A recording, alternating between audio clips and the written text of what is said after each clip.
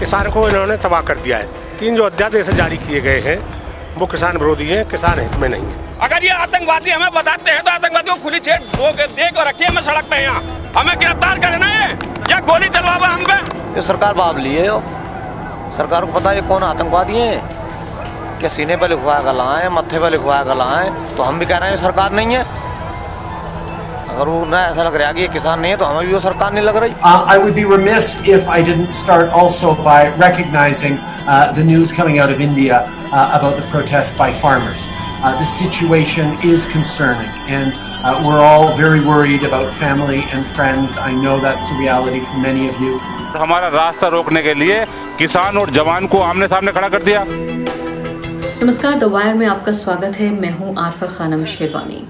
दिल्ली की सड़कें फिर से एक बार प्रदर्शन और इनकलाब के नारों से गूंजने लगी हैं। शाहीन बाग का प्रदर्शन हमने देखा जो कि मार्च के महीने में खत्म हुआ था कोरोना वायरस की वजह से, और अब हम फिर से देख रहे हैं कि जो पंजाब के किसान हैं, इसके अलावा और दूसरे राज्यों के भी किसान लगातार जमा हो रहे हैं। एक हफ्ता अब इस बात को गुजर चुका है, किसान इस बात पर विरोध प्रदर्शन कर रहे हैं कि जो 3 कानून हैं, फार्म लॉज जिनके नाम से हम जानते हैं, जो कि बेहद अलोकतांत्रिक तरीके से संसद में पास किए गए, बिना किसानों से बातचीत किए गए, बिना विपक्ष को विश्वास में लिए हुए, एक तरह से जो पूरी मेजॉरिटी का फायदा उठाकर पार्लियामेंट में पास कर दिया गया। और अब सरकार ये कह रही है कि वो बात करने को तैयार है। यानी लोकतंत्र का मतलब ये होता है कि जो स्टेक होल्डर्स हैं, जिनको उन कानूनों से, उन स्कीमों से, उन कार्यक्रमों से फर्क पड़ेगा, उन लोगों से आप बातचीत करेंगे और तब उनके लिए कानून बनाएंगे, ना कि उल्टा पहले कानून बनाएंगे फिर लोग सड़कों पर आएंगे फिर आप उनसे बातचीत करेंगे। लेकिन फिलहाल केंद्र सरकार ने जो बातचीत करने की कोशिश की थी किसानों से, वो भी फेल हो चुकी है।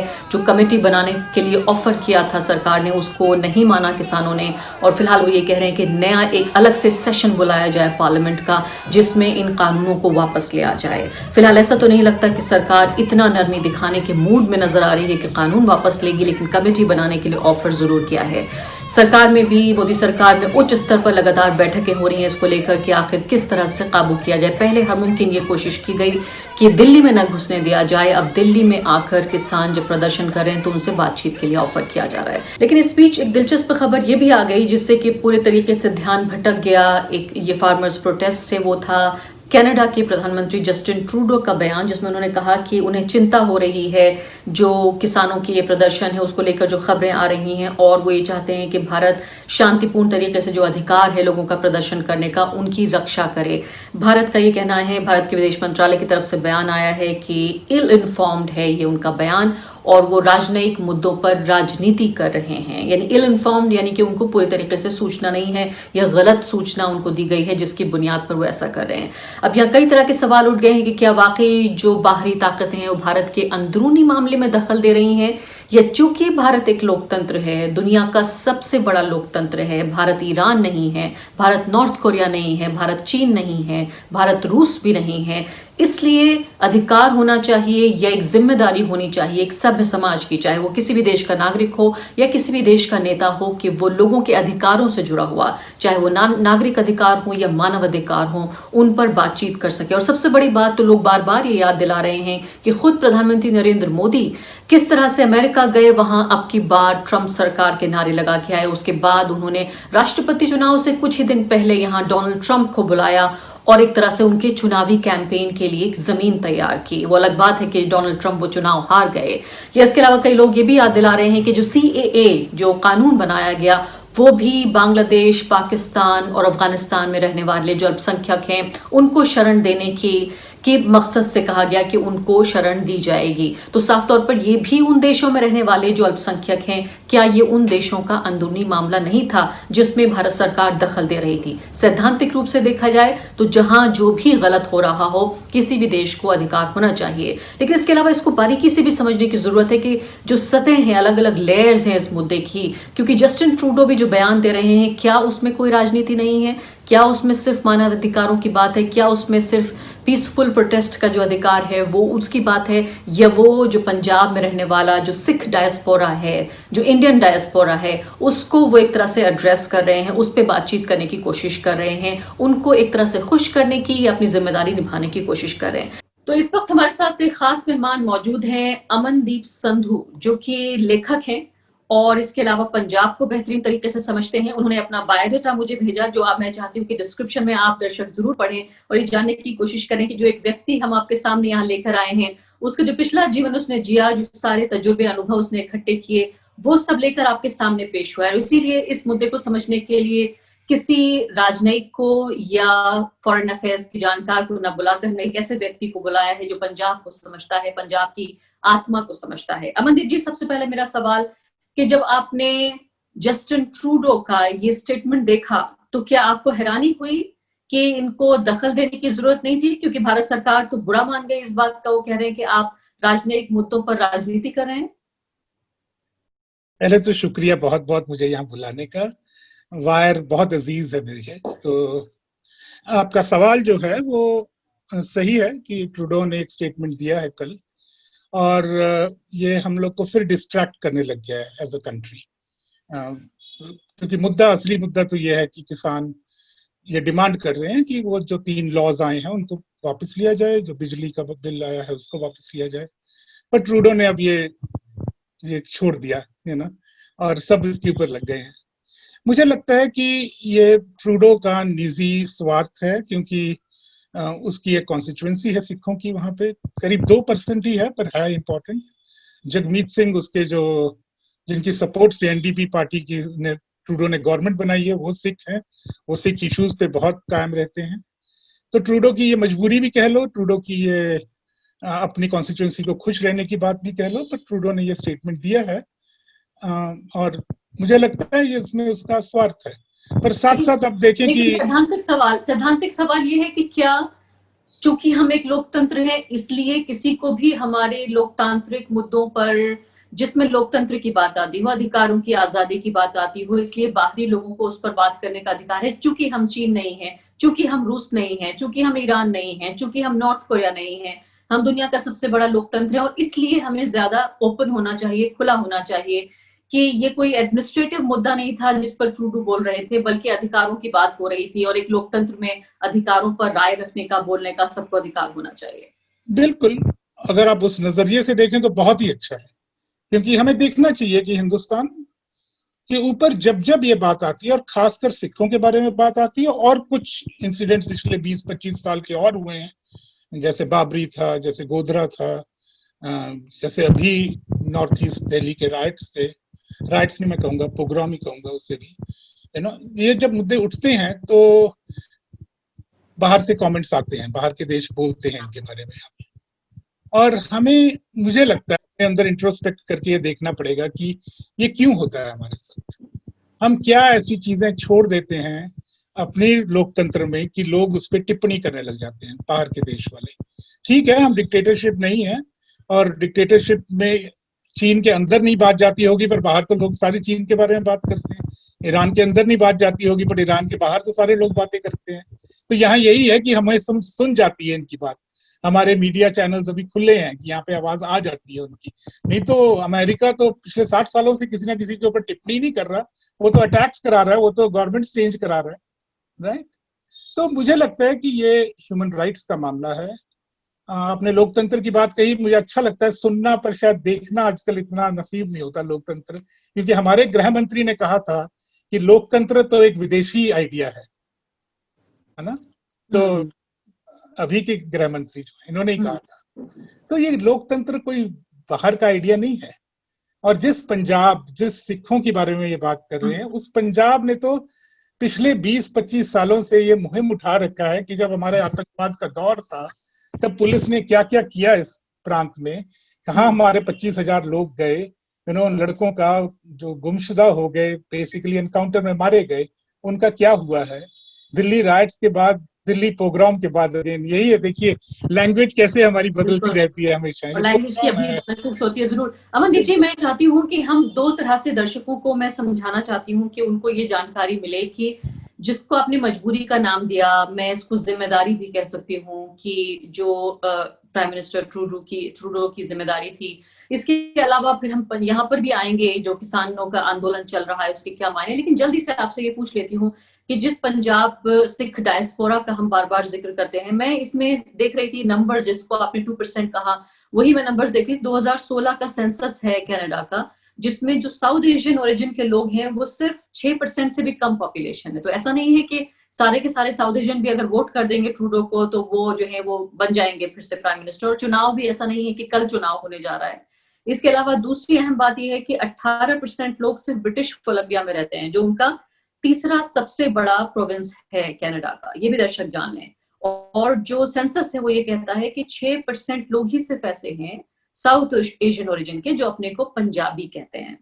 तो यानी आप जो कह रहे हैं मिला जुला के 2% लोग या जो भी तादाद बनती हो, लेकिन फिर भी इन्फ्लुएंशियल लोग हैं वहां के। मैं ट्रूडो साहब का बयान पढ़ रही थी, ये जो गुरु पूरब के दिन ही उन्होंने बयान दिया और उसमें हिस्सा लिया जो वीडियो कॉन्फ्रेंसिंग के जरिए। उसमें कह रहे थे कि गुरु नानक की जो टीचिंग्स हैं वो न सिर्फ कि सिख धर्म के सिद्धांतों के लिए अहम है, बल्कि जो कनाडा का की अपनी विरासत है, जो कनाडा का अपना कल्चर है, उसके लिए भी अहम है।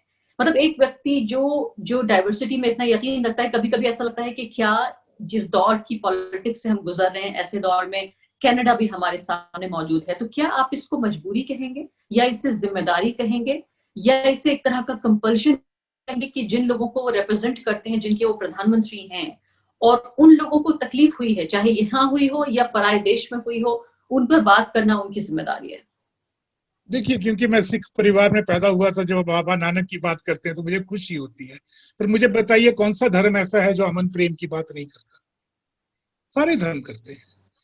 ट्रूडो की एक उसकी वो इस सिचुएशन में है कि उसको, और देखिए खाली ट्रूडो ने नहीं दिया, टिम उप्पल ने भी, जो रिपब्लिकन के लीडर है, उन्होंने भी दिया, जगमीत सिंह भी बोले, इंग्लैंड के तनमनजीत सिंह देसी जो वहां के एमपी है वो भी बोले, और भी बोलने लग जाएंगे, है ना। ये देखिए, ये सिख कम्युनिटी की बात हो जाती है और इसका डायस्पोरा भी इस कम्युनिटी का ही हिस्सा है। तो जब उनको लगता है कि जिस देश को हमने छोड़ा, और उसके पता करना पड़ेगा क्या कारण थे छोड़ने के इस देश को, ये सब लोग क्यों गए पिछले 5-6 दहाकों में, इंडिया को छोड़ के क्यों गए, और अगर ये इतनी ज्यादा इन्फ्लुएंशियल माइनॉरिटी बन जाती हैं उन देशों की जाके, तो अगर इंडिया इनसे ठीक से बर्ताव कर लेता तो क्या ये यहाँ की इन्फ्लुएंशियल माइनॉरिटी नहीं बन जाती? इसी बात में सारी बात पड़ी है कि हम ये नहीं समझते कि हम बयानबाजी को लेके तर्क वितर्क में पड़ जाते हैं, पर डीपर मसला तो ये है कि इंडिया ने गलतियां की हैं और जो डायस्पोरा का नेक्स्ट जनरेशन है वो इंडिया को बहुत अलग रूप से देखता है, जैसे हम नहीं देख सकते यहाँ बैठ के उसको। और जब वो कोई अच्छी बातें हमको कहता है, कोई भी अच्छी बातें कहे, दुश्मन भी अच्छी बातें कहे, तो सुन लेनी चाहिए ना। और ये मसला जो है कि हमारे देश के बाहर का बोला, अब हिटलर के देश के बाहर के अगर बोलते तो हॉलोकॉस्ट बच जाता, अगर दुनिया की आवाज उठती उन दिनों में तो हॉलोकॉस्ट बच जाता, पर नहीं, अमेरिका भी नहीं बोला उन दिनों, कोई भी नहीं बोला। जी, और अमनदीप जी, हैरानी ये होती है कि जो नागरिक अधिकारों से जुड़े मुद्दे हैं, जो मानव अधिकारों से जुड़े मुद्दे हैं, जो मानव से जुड़े हुए मुद्दे हैं, इतने ग्लोबलाइज वर्ल्ड में हम जी रहे हैं जहाँ एक देश में कुछ होता है पूरी दुनिया पर उसका असर पड़ता है। और सिर्फ इतना ही नहीं, जब ये ब्लैक लाइव्स मैटर का पूरा आंदोलन चल रहा था तब भी ट्रूडो बोले थे, जहां जहां दुनिया में नाइंसाफी होती है, इस तरह के लोग हैं वहां पर कनाडा में रहने वाले जो उम्मीद करते हैं और ये जिम्मेदारी मानते हैं कि उनका नेता उन मुद्दों पर बोलेगा। ऐसे में दुनिया का सबसे बड़ा लोकतंत्र ये कहता है कि आप राजनीति कर रहे हैं। मुझे लगता है जो आप ये कह रहे हैं कि इसे अंग्रेजी में गिल्टी कॉन्शियस कहें या हम कहें कि अपने गिरेबान में झांकने का एक मौका मिल जाता है भारत को कि वो आजादी के मामले में, अधिकारों के मामले में क्या अच्छा बर्ताव कर रहा है या नहीं। लेकिन इंडियन एक्सप्रेस की मैं एक रिपोर्ट पढ़ रही थी, सितंबर के महीने में उन्होंने कहा कि जो भारत में ये जो प्रोटेस्ट चल रहे थे, जो अब दिल्ली पहुंचे तो दिल्ली वालों को पता चला या देशवासियों को पता चला, लेकिन 2 महीने से प्रोटेस्ट चल रहे थे, पंजाब में चल रहे थे। तो सितंबर के महीने का ही उन्होंने जिक्र किया है कि वहां पर कल्चरल प्रोग्राम्स हुए, पंजाबी जो ओरिजिन के लोग हैं वहां पर, और उसके बाद उनका ये कहना है कि वहां से पिकअप किया।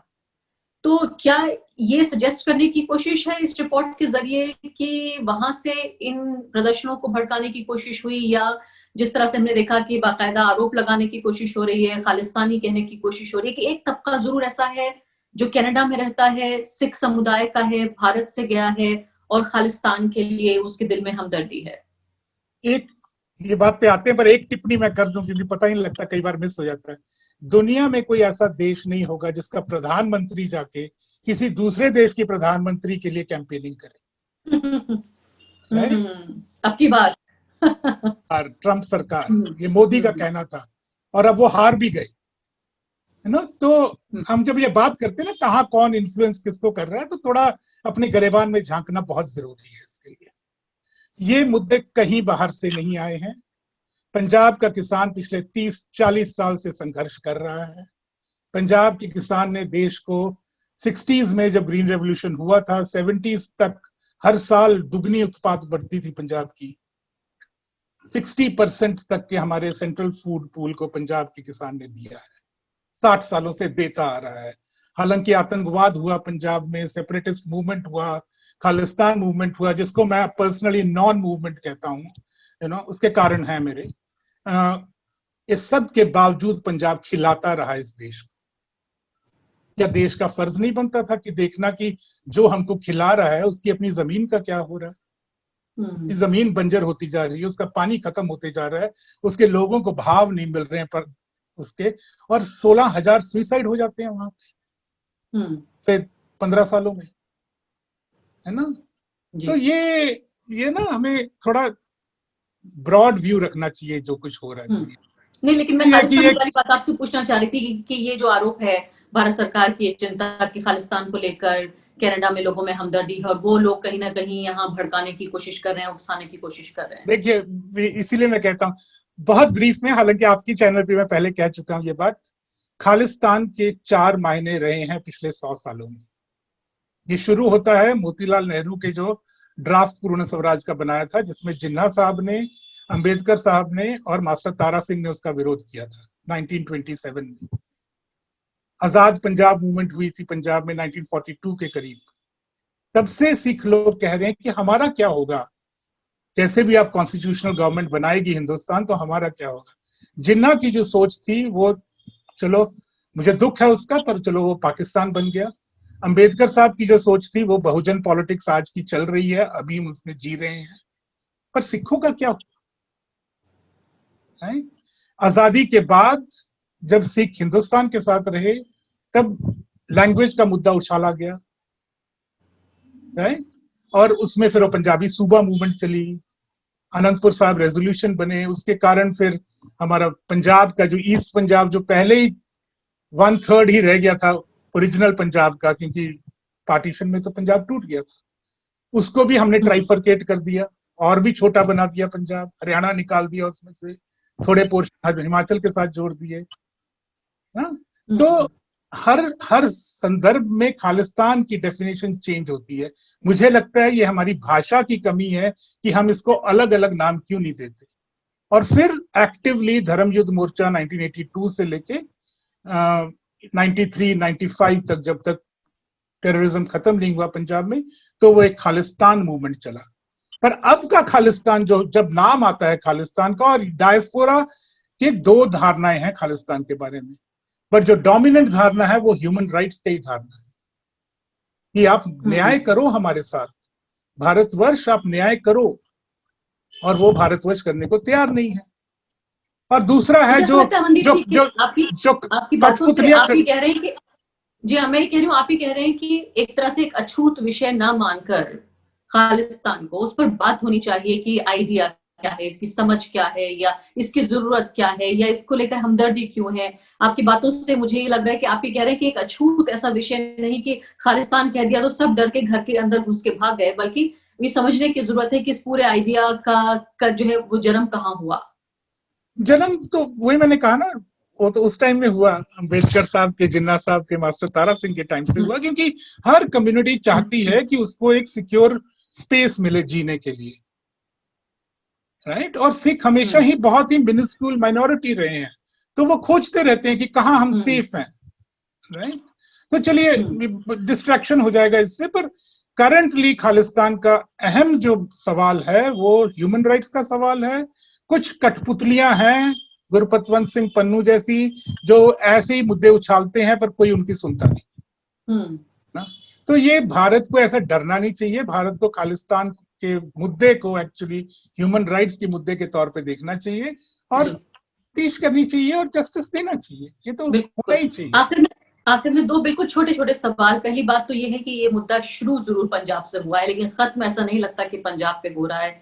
तमाम अलग अलग जो जगह हैं, खासकर उत्तर प्रदेश से लेकर हरियाणा से लेकर और बाकी जगहों के लोग भी मैंने बिहार का भी बात सुनी, गुजरात तक की बात सुन ली कि वहां से भी जो है कहीं ना कहीं किसान आंदोलन, छोटे या बड़े किसान संगठन जो है वो आंदोलन करने की बात कर रहे हैं, क्योंकि जाहिर है ये कोई सिर्फ एक स्टेट पर असर नहीं डालेगा।